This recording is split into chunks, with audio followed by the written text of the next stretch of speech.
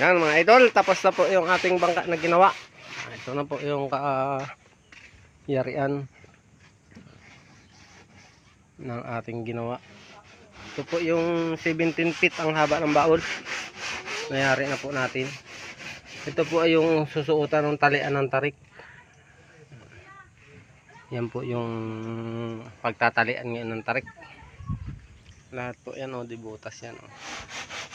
Nayari na po natin. Binilog natin po itong yung kamarote niya, yung harap. At nilagyan din po natin ng palikpik. Nilagyan din po natin ng palikpik yan. Tapos ito po ay ilalagay natin dito, ito yung kornisa. Ano, kornisa. Dito po natin ilalagay, no, pampatibay po yan.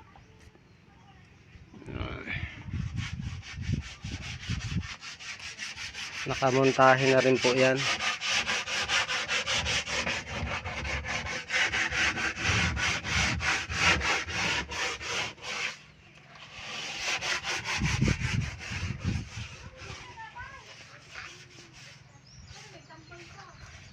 Yan po yung anak ng may-ari nagliliha.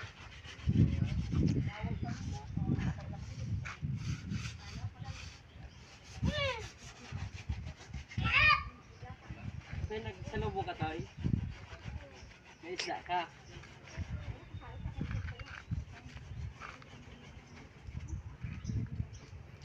Yan yung gusto po magpagawa. Kung ganito po yung gusto nyong design sa inyong bangka, ating gagawin.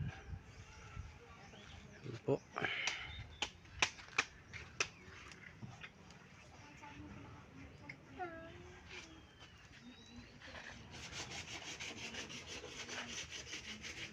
Pipinturahan na po nila yan.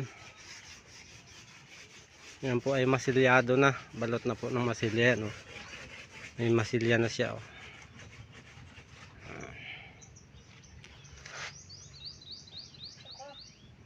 Ito po ay wala pang masilya ere.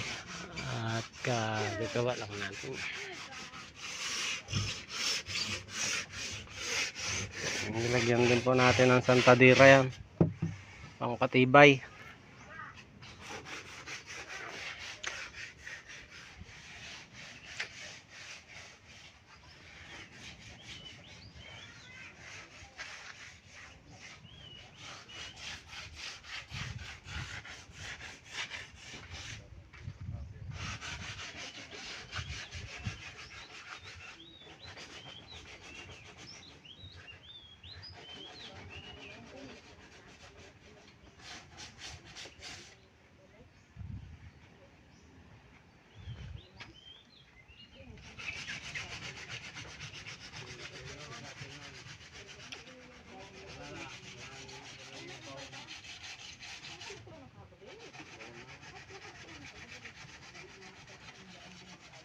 At nilagyan din po natin ng palumo yan, yung tinatawag na kilya. Yan po.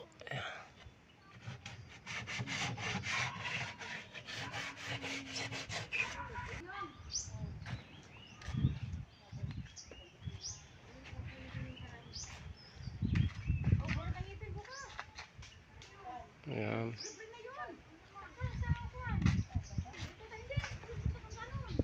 Nayari na po natin. 1 linggo po natin ginawa. Ang loob po ng kamarote niya. Oh. Ayan po.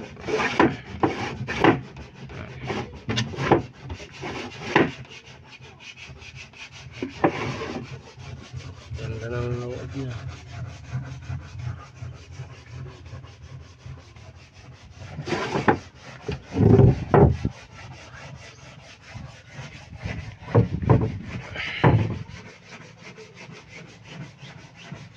Bagong bago po yan, lahat yan brand new po yan.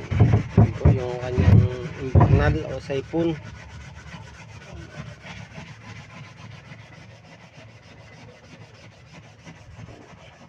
Ito po dibutas, yan po ay napakatibay na talian ng tarik. Kapag dito po tinatali ang tarik ay napupersa ito, pagtagal ay nababali. Kaya ang ginawa natin, hindi butas siya, hindi suot dito ang nylon.